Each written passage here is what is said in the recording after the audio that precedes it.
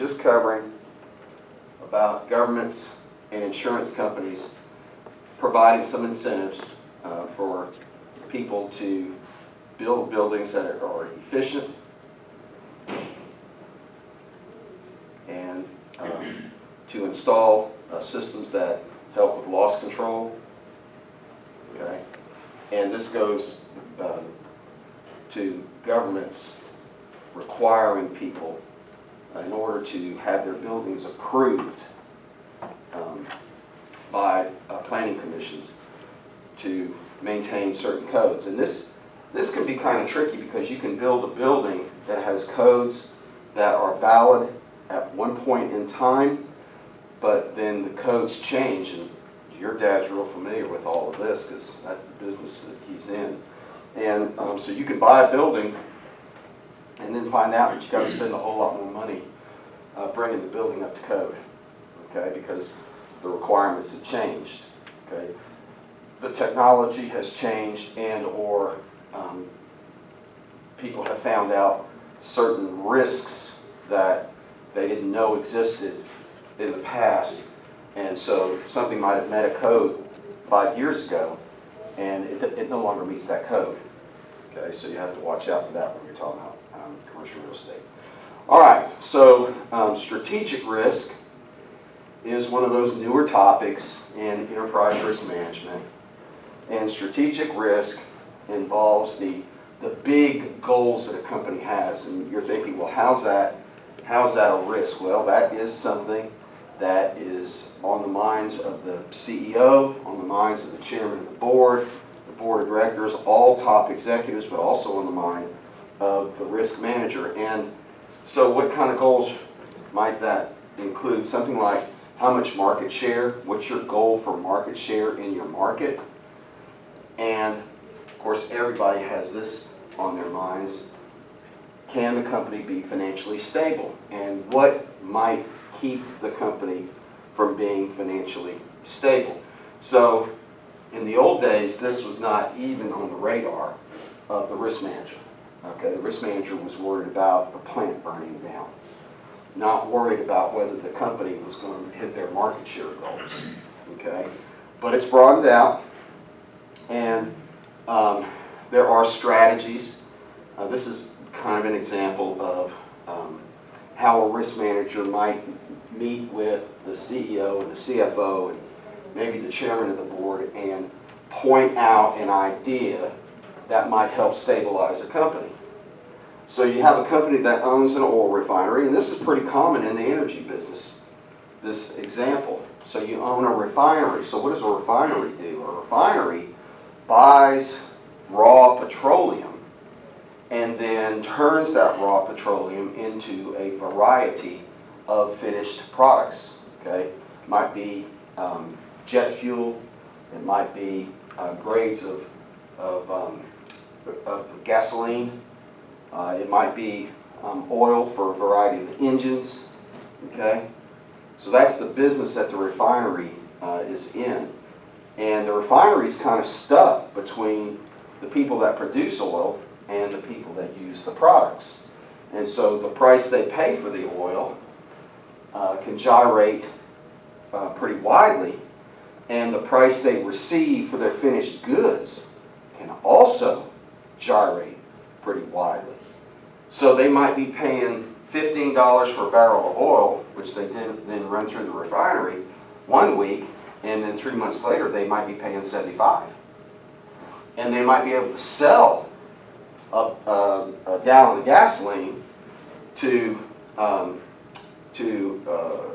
company like B&B Oil that runs the Double B's for 50 cents a gallon one week, and then a couple of months later they might be able to get double that.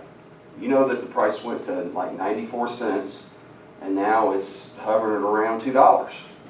Okay, so gasoline varies pretty widely.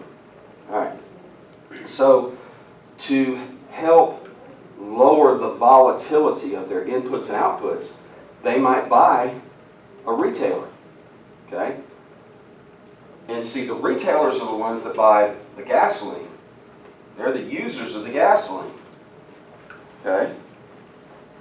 And they might buy a commercial heating oil business. Well, anybody here from the north?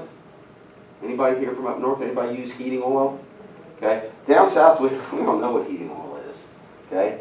But up north, heating oil is still commonly used to heat homes in the winter.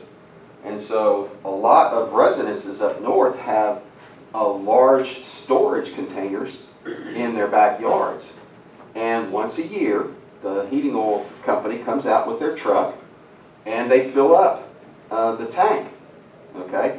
And that's what people up north use. When I was thinking about, I almost took a job with Vanguard in Philadelphia, and we were driving around with a realtor looking at houses, and they had these big silver bullets in the backyard. I said, what are those things? They said, those are storage tanks for heating oil. That's how people heat their homes in the winter up here. All right. So the reason why you might consider moving into these other businesses is that the activities offset each other, okay? So gasoline, the price of gasoline rises in the summertime, and so if you own a service station and a refinery, then hopefully your margin will increase in the summer, okay? Because you'll have a certain cost per barrel for oil, and you'll benefit from the gasoline station that charges a higher price to sell it to the customer during the summer. And at the same time, during the summer, while gasoline prices are going up, the demand for heating oil goes straight down. So we're talking about dampening volatility and increasing financial stability. It's kind of like if you own a coffee shop, okay? During the summer months, you might have frozen yogurt machines that bring people in, okay? Because the consumption of a hot liquid goes down during the hot months and up during the cold months. So if you have both of those things covered, then you're going to be a lot more financially stable, okay? All right, and in the winter, people drive less, so gasoline prices tend to decline in the winter, and the price of heating oil rises. So this is an example of a risk manager sitting with management saying, we've got some risk exposures, what can we do to address those? All right, let's shift over to forecasting losses. And so these are some quantitative things that you're going to have to be able to do on the exam. And it's not very complicated, but nonetheless you need to see it. So predicting losses, just understand that insurance companies employ an army of actuaries. And there is a credential called the Enrolled Actuary, and it is one of the most difficult professional credentials in the world to get. It takes years and years of high-level math to become an enrolled actuary, and there are a handful of schools in the country that offer a master's degree in actuarial sciences. And it's really, really difficult. I've known a couple of people that were going through the program. It takes like 8 or 9 years to become an enrolled actuary. But just understand this, the insurance companies employ these people, and they are very, very good at forecasting losses. It's kind of like going into a casino. If you go often enough, you're going to lose. On balance, you're going to lose. Okay. All right. So there are lots of different techniques involved with predicting losses. So here are what we're going to take a look at: probability, regression, and loss distribution, a probability distribution. Okay. All right. So forecasting involves estimating. That's what it is. It's uncertain. And so the likelihood of being exact, pretty slim. Okay. So we're going to use history primarily. And history is a great guide, but history is not exact. Okay. So there is uncertainty involved, which is why we have the underwriting cycle. Okay? The insurance companies do the best job they can do to predict losses, but then when losses exceed what they predicted, then they're going to have to increase premiums, and they're going to have to tighten their standards. And if losses are less than what they predicted, then they will loosen their standards, and they will lower premiums. All right. So let's look at probability. Okay. So you assign probabilities to individual events and to joint events. And so you're going to have some homework to do. And this is kind of interesting stuff, I think. The probability of an event is equal to the number of events likely to occur, which is X, the number of events likely to occur, divided by the number of exposure units. Okay? And the law of large numbers that we talked about really relates to this. The larger the number of exposure units, the smaller the standard deviation is, and the smaller the standard deviation is, the more exact your forecast will be. And that's what you want. You want to have a close forecast so that you can charge a premium that is fair to the customer and fair to the company. Okay? And you have to have that data. All right, so if there are 100 fires for every 10,000 homes covered, okay, then the likelihood or probability of a fire is 1%. 100 divided by 10,000. Okay? Now, this is true for almost everything in life. Life is about playing the odds. And so, I think it's fair, and I use this more and more in the writing that I do, to express life in that way. The odds favor this or that. Okay? That doesn't mean it's going to happen that way. It just means, based on circumstances, the likelihood is higher for this outcome than for that outcome. And that applies to almost everything in this life. All right. So, independent events, probability of independent events, okay? So the occurrence of one event does not affect the occurrence of the other event. They're independent. Now that is in contrast with mutually exclusive, which means the occurrence of one event means the other event will not happen. But this is independent. Okay, so they're unrelated. Okay? So what is the probability of two independent events happening, okay, at the same time or during the same period? Okay? It is the probability of event 1 times the probability of event 2. Okay? So suppose the probability of a fire at plant A is 4%. That's a lot higher than that 1%. It's 300% higher. Okay? And the probability of a fire at plant B is 5%. Now it'd be interesting if you were studying these plants, what would you look at if you were looking at both plants and trying to figure out the probability of a fire? What would you think about? The machinery they use. The kind of machinery they use. The products. What is it? Do both plants do the same thing? The fuels? If they're near each other? If they're close to each other, because we're seeing that in California, and we see it in neighborhoods too.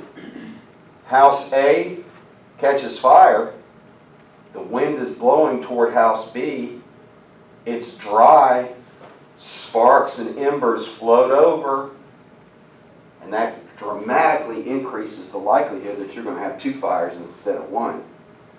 Okay? Building codes, building materials. Okay? The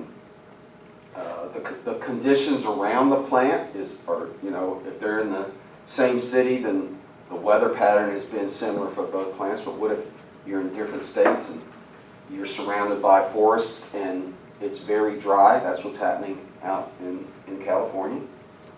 Okay? All right, the probability of both events happening is the probability of plant A having a fire times the probability of plant B. It's pretty low. Pretty low. That's a good thing. I was talking to a guy at the golf course the other day, and we were talking about the man who owns River Oaks Golf Course. And that man has a large house in River Oaks, and it was struck by lightning a couple of weeks ago, and he lost about half of it. And I said, "Did you hear about it?" He goes, Did I hear about it? Our company insures that house." Like, ouch! Fire at a house, man, it happens. All right, then you have dependent events. So you have a dependent event if the occurrence of one event affects the occurrence of the other, like we were talking about. Okay? So if you have events that are dependent, the probability of event 1 times the probability of event 2 given the occurrence of event 1. So let's look at an example. Okay, suppose the probability of fire at a second plant, given that the first plant has a fire, is 40%. That's pretty high. Okay, that's pretty high. That means, in my mind, that the company that owns both plants has not done a good job of loss prevention. Okay? I mean, you got to figure out how to keep those plants far enough apart and have barriers between them. And you have to have systems in place so that if one plant catches fire, those other systems are available to help keep. Maybe it's foam, that you spray, that is sprayed on the roof of the other plant. But if it's 40%, man, that's just a very high likelihood. Okay? So the probability of both events is the probability of the first event times the likelihood of the dependent event. And so you see how much higher this is. In the independent events, it's that. With the dependent event, it's much higher. Now that still looks pretty low, but it's a lot higher. It's 6 times higher than that. Okay? And for an insurance company, that's going to factor into your premiums.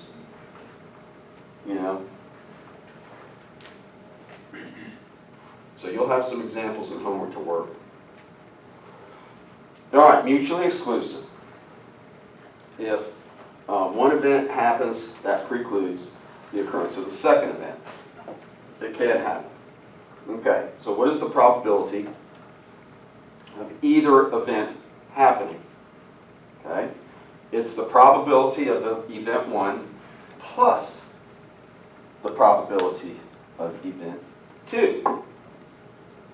So you have to understand the formulas associated with each situation to solve the problem. Suppose the probability a plant will be destroyed by fire is 2%, and the probability the plant is destroyed by a flood is 1%. Well, the reason why these are mutually exclusive is that if the plant is destroyed by fire, it cannot be destroyed by a flood because it's already destroyed. Or if the plant is destroyed by a flood, it cannot be further destroyed by the fire because it's already totaled out. So that's why they're mutually exclusive. Okay? And so the probability of either event happening is derived by adding up the two probabilities. What's the likelihood that this plant will be destroyed by either a flood or by fire? And again, as a risk manager, you're looking at it, and as an insurance company, you're looking at it.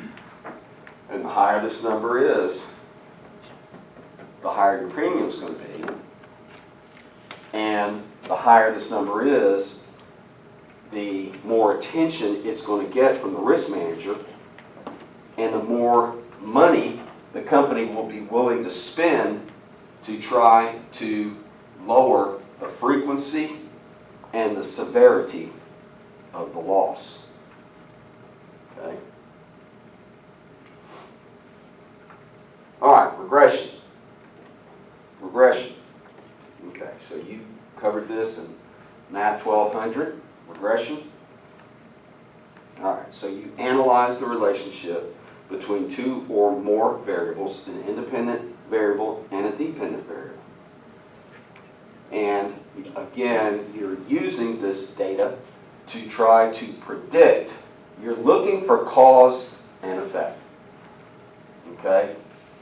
So if you have a pretty good handle on what the independent variable is going to be, you then have a better understanding of what the dependent variable is going to be. So let's look at an example. All right, so once you understand the relationship, if you are able to find a relationship, and again, we do this a lot in business, and we do it a lot in government. Okay? By the way,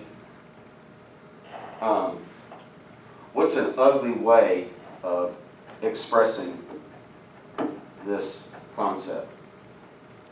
It's a politically incorrect way of expressing this concept. You know? Profiling. That's what profiling is. It's looking for cause and effect. Are there relationships? And we do it all the time in business. All the time in business. And they do it in security. They do it in lots of different areas. But it's really been scrutinized and in our political environment. And it has been for years, for decades. You know. And again, I'm not making a judgment call on it. I'm just saying it is what it is. That's all. All right, so let's look at an example.